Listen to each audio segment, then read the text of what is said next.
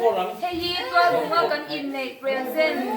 min petu te haule min pe ka te hawan nia uma lianin min petu te hi lo soi zel se chuan kan hong zelang ama sabera ama sabera chuan tu te achang ni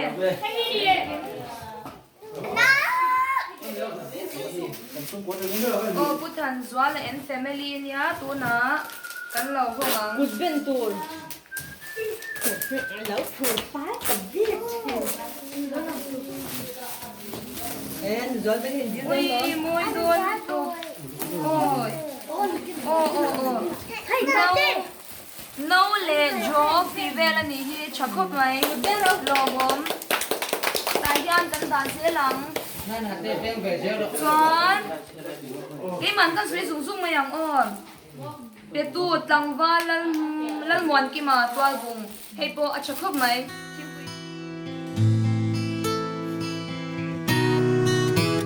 nang himo kan runa ka rong bol na sun som tura achaling sang tam thak singa quan u than chu mangai na kala na che chung pui ru lu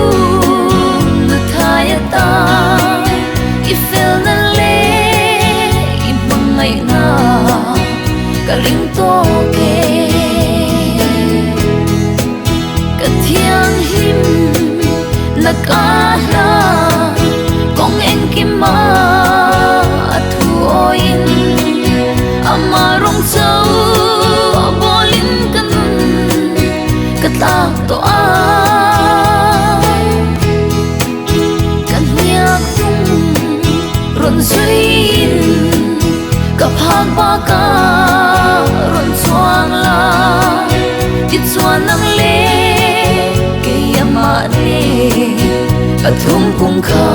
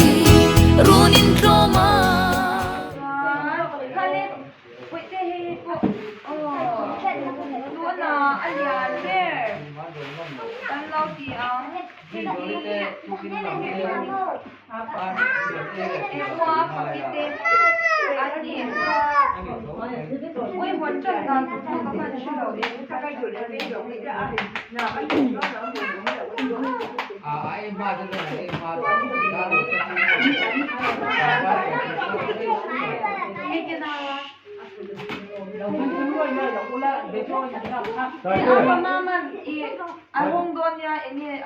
bele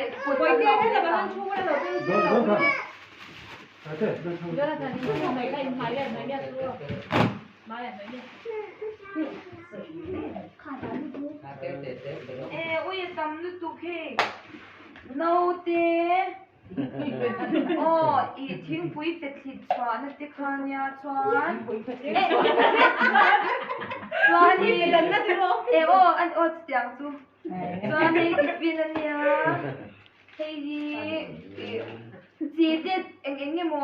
marida te masala te dana o brush te oi ban tam men Hello, khom na ni. Hele kun te gang gang bai.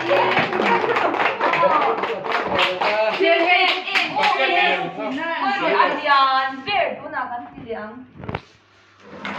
Tui dam self help group ena min pe ki.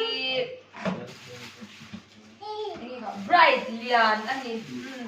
Lomong ko me. thil pek min pe tu te zong zong in zawai chunga kan lo me